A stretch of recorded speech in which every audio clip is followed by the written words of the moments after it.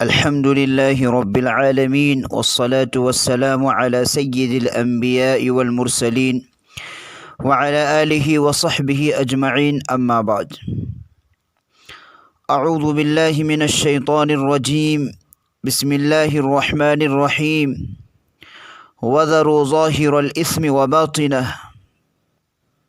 وقال تعالى إن الله يحب التوابين ويحب المتطهرين. محترم بزرگوں اور عزیز ساتھیوں،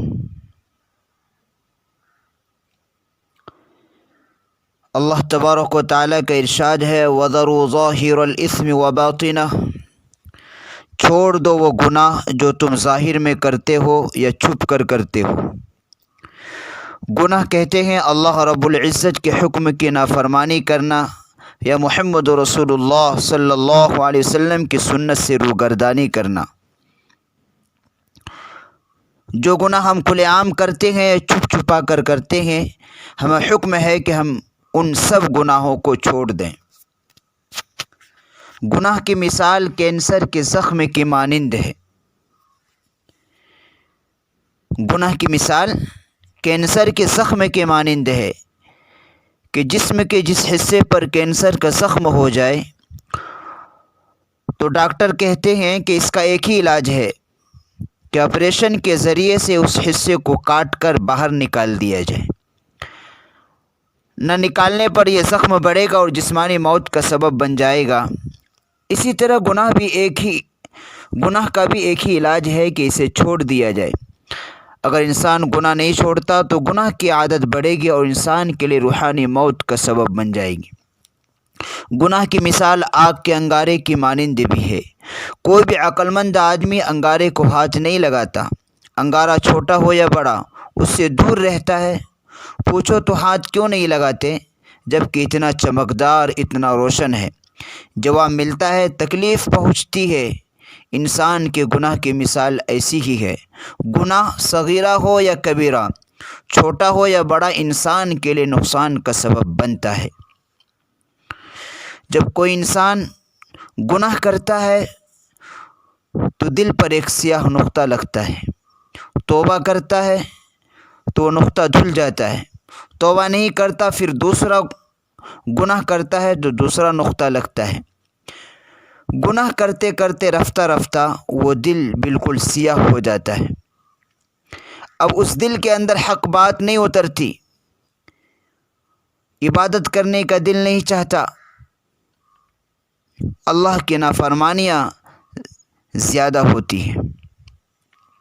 ایک شخص نبی علیہ السلام کی خدمت میں حاضر ہوئے اور اس نے بڑا خوبصورت سوال کیا، اللہ کے نبی صلی اللہ علیہ وسلم، میں بہت عبادت گزار بننا چاہتا ہوں، میں چاہتا ہوں کہ بہت بڑا عابد بن جاؤں۔ اس کے جواب میں اللہ کے نبی صلی اللہ علیہ وسلم نے فرمایا اتق المحارم تکن اعبد الناس، کہ تم گناہوں سے اپنے آپ کو بچا لو، تم سب سے زیادہ عبادت گزار بن جاؤ گے۔ چنانچہ جو شخص اپنے پورے جسم سے گناہ سرزد ہونے نہیں دیتا، نہ آنکھ سے، نہ کان سے، نہ زبان سے، نہ شرمگاہ سے اور نہ ہی ہاتھ پاؤں سے، بلکہ وہ اپنے تمام اعضاء کی حفاظت اور نگرانی کرتا ہے اور ہر وقت اس فکر میں رہتا ہے کہ میرے اس وجود سے اللہ رب العزت کے کسی حکم کی نافرمانی نہ ہو، میرے اس 6 فٹ کے جسم سے نبی علیہ السلام کی کسی مبارک سنت کی روگردانی نہ ہو، تو ایسا آدمی بہت جلد ولایت کے مقام کو حاصل کر لے گا، کیونکہ یہ گناہوں سے بچتا ہے۔ اور ایسے آدمی کو زیادہ لمبی نفلیں پڑھنے کی بھی ضرورت نہیں ہوگی، راتوں کو زیادہ جاگنے کی ضرورت نہیں پڑے گی، کیونکہ وہ گناہوں سے بچتا ہے۔ عام آدمی اور اولیاء اللہ میں بنیادی فرق یہی ہے کہ عام آدمی بہت سی دفعہ ایسے اعمال کرتا ہے جس سے اس کا سینہ نور سے بھر جاتا ہے، اللہ کی نظر رحمت اس کے دل کو منور کر دیتی ہے، مگر اس کے ساتھ وہ اپنے آپ کو محفوظ نہیں رکھتا۔ مثلاً اس نے آنکھ سے غلط دیکھ لیا، زبان سے غیبت کر لی، جھوٹ بول دیا، کسی کی دل آزاری کر دی، کان سے غلط سن لیا، یا اور کوئی غفلت کا کام کر لیا جس سے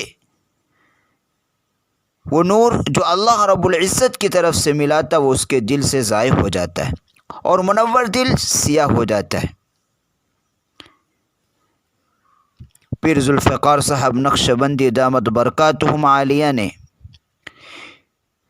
مثال سے سمجھایا کہ اس کی مثال ایسی ہے جیسے ایک بہت بڑی ٹینکی ہے، آپ اس میں پانی کا نل لگا دیں اور نیچے سے وال بھی کھول دیں تو وہ ٹینکی بھر نہیں سکتی، کیونکہ جتنا پانی جائے گا وہ سب نکل جائے گا۔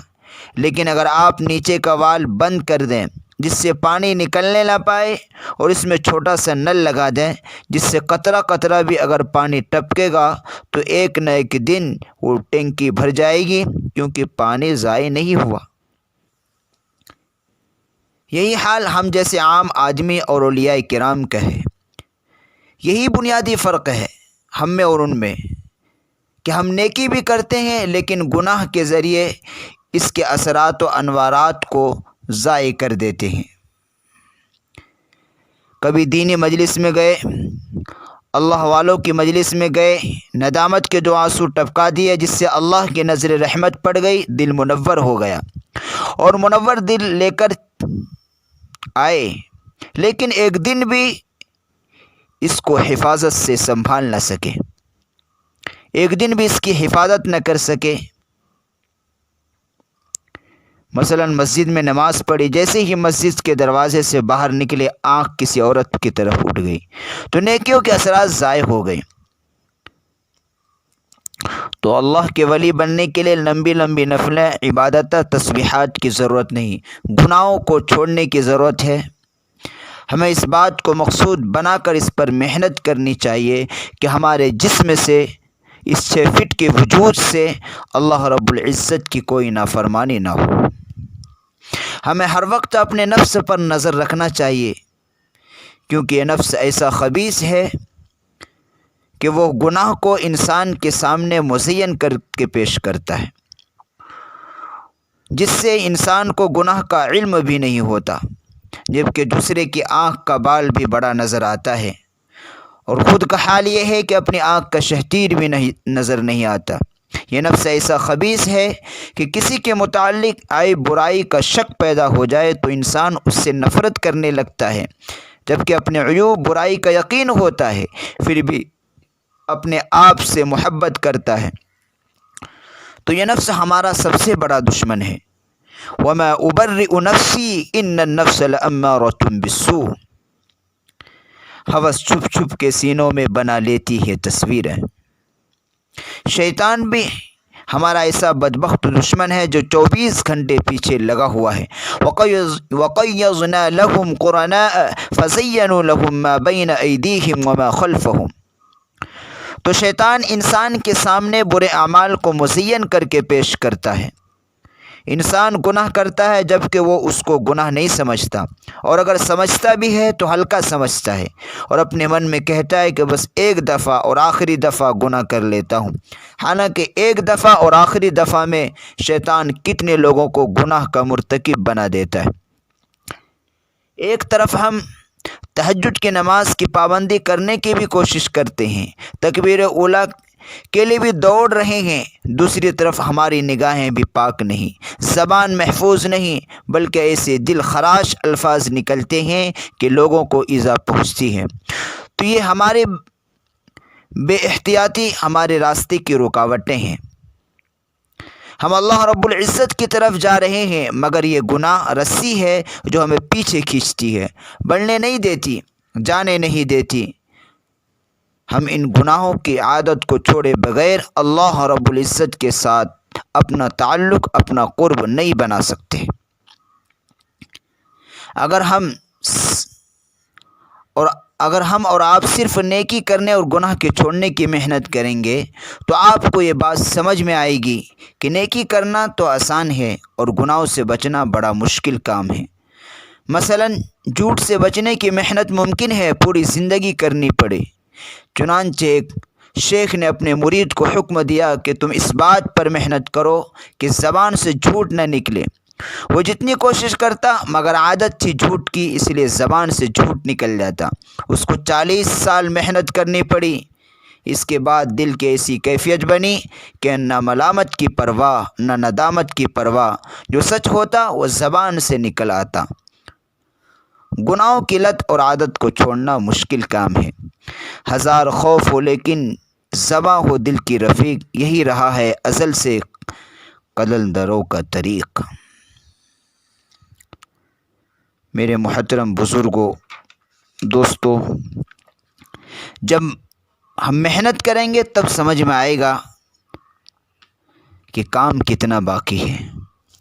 یہ دل تو داغ داغ بن چکا ہے، کہاں کہاں اس پر مرہم رکھیں۔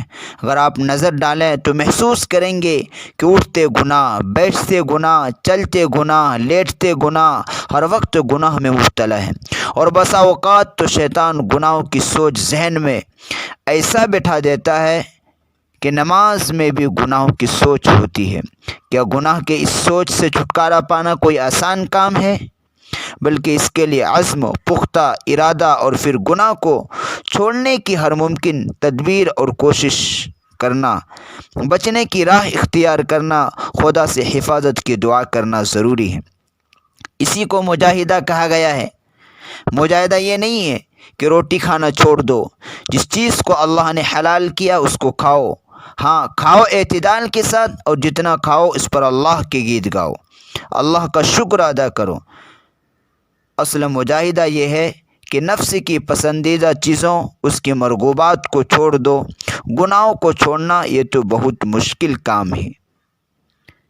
ان بیانات سے، یہ جمعے کے بیانات سے مقصد یہی ہے کہ ہم ان کو سن کر اللہ رب العزت سے توفیق مانگیں۔ اے اللہ ہمیں ان گناہوں سے بچنے کی توفیق عطا فرما دیجیے، ورنہ تو اوپر سے لا الہ، اندر سے کالی بلا، اوپر سے تسبیحات چل رہی ہے اور اندر سے برے ارادے بھی پک رہے ہیں۔ انسان اپنی حقیقت کو معلوم کرنا چاہے تو ہمیشہ اپنے دل سے پوچھے۔ دل وہ گواہ ہے جو کبھی رشوت قبول نہیں کرتا، ہمیشہ سچی گواہی دیتا ہے۔ دل بتائے گا تم کتنے پانی میں ہو، کہے گا تم لوگوں کے سامنے تو بڑے نیک بنے پھرتے ہو، مگر تمہاری اصلیت تو یہ ہے کہ لوگوں کے سامنے تو نیک بن سکتے ہو لیکن اللہ رب العزت کو دھوکہ نہیں دے سکتے۔ ہمارا معاملہ اللہ رب العزت کے ساتھ ہے جو علیم بذات الصدور ہے۔ اس لیے صاف ستھری اور سچی زندگی گزارنے کے لیے ہمیں گناہوں سے نجات پانا ضروری ہے، ورنہ اللہ رب العزت کی بارگاہ میں مقبول نہیں بن سکتے۔ کسی بزرگ نے کہا ہے کہ جب اللہ رب العزت کسی بندے سے راضی ہوتے ہیں تو اس کے گناہوں کو اس کی نظر میں واضح کر دیتے ہیں، اور جب بندے پر اللہ رب العزت کا کرم اور احسان ہوتا ہے تو اس کی نظر میں اس کے عیوب کو کھول دیتے ہیں۔ اس لیے ایک بزرگ سے کسی نے کہا کہ حضرت جتنے گناہوں کو چھوڑتا ہوں اپنے اندر اتنے ہی عیب نظر آتے ہیں۔ فرمایا انسان کامل کی یہی پہچان ہے کہ جتنے چھوڑو گے اتنے اور نظر آئیں گے، اور یہی چیز انسان کو کمال کی طرف لے جاتی ہے، ورنہ تو انسان دنیا کی نظر میں نیک ہوتا ہے، جلوت میں نیک وکار ہوتا ہے، اور خلوت میں بدکار اللہ کے دشمنوں والا کام کرتا ہے۔ گناہ کیسے چھوڑیں؟ جب کسی چیز سے نقصان پہنچنے کا یقین ہو، اس کا چھوڑنا بڑا آسان ہوتا ہے۔ مثال کے طور پر سانپ کتنا خوبصورت ہے، کتنا پیارا ڈیزائن بنا ہوا ہے، کلر اتنا اچھا، چمڑا کس قدر ملائم، لیکن ذرا ہاتھ میں پکڑ کر دیکھیے، کوئی بہادر آدمی بھی نہیں پکڑتا۔ کوئی پوچھے کہ اتنے خوبصورت سانپ کو ہاتھ کیوں نہیں لگاتے، کہے گا موت آ جائے گی۔ تو جس طرح عام آدمی موت کے خوف سے ڈر کر اتنے خوبصورت سانپ کو ہاتھ نہیں لگاتا، قریب بھی نہیں جاتا، اسی طرح اللہ کا ولی اپنی روحانی موت کو سامنے رکھتے ہوئے گناہ کے قریب بھی نہیں جاتا۔ اسی طرح بجلی کے تار کو کوئی ہاتھ نہیں لگاتا ہے۔ کیا کسی نے بجلی کے تار کو ہاتھ لگانے کا تجربہ کیا ہے؟ کسی نے تجربہ نہیں کیا ہوگا، کیونکہ ہم سنتے ہیں کہ فلاں کا ہاتھ لگ گیا اور اس کی موت آ گئی۔ بالکل اسی طرح اللہ والے دوسروں سے عبرت پکڑتے ہیں کہ فلاں نے گناہ کا ارتکاب کیا اور اس کا معاملہ کیسا خراب ہوا۔ ایسی بات کو سن کر دیکھ کر اللہ کے نیک بندے خود بخود گناہوں سے رک جاتے ہیں۔ ایک نوجوان ایک بزرگ کی خدمت میں حاضر ہوا، کہنے لگا حضرت آپ فرماتے ہیں بدنگاہی سے پرہیز کرو۔ نوجوان ہوں، بازار سے گزرتے ہوئے میری نگاہ قابو میں نہیں رہتی، کیا کروں؟ میں نگاہ کو کیسے کنٹرول کروں؟ انہوں نے کہا کہ میں یہ راز سمجھاؤں گا، شرط یہ ہے کہ میرا کوئی کام کر دو۔ اس نے کہا جی حضرت کرنے کو تیار ہوں۔ فرمایا دریا کے اس پار ایک بزرگ رہتے ہیں، ان کو یہ دودھ کا پیالہ پہنچا کر آؤ۔ اس نے کہا میں پہنچا دیتا ہوں۔ فرمایا ایک بات اور بھی ہے کہ دودھ گرنے نہ دینا۔ اس نے کہا کہ فکر نہ کریں، ایک قطرہ بھی گرنے نہ دوں گا۔ انہوں نے کہا کہ اچھا اگر گر گیا تو پھر ایک بندے کو ساتھ بھیجوں گا، وہ تمہیں 2 تھپڑ وہیں لگائے گا۔ اس نے کہا منظور ہے۔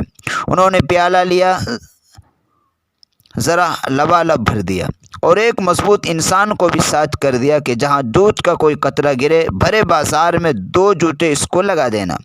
اب یہ صاحب ذرا سیریس ہو گئے، پیالہ ہاتھ میں لیا، بڑے احتیاط سے چلتے ہوئے بچتے بچاتے بالآخر منزل پر پہنچ گئے۔ خوشیوں کے ساتھ واپس آئے کہ حضرت میں نے وہ دودھ اس بزرگ تک پہنچا دیا ہے، اب آپ مجھے نظر کی حفاظت کا طریقہ بتائیے۔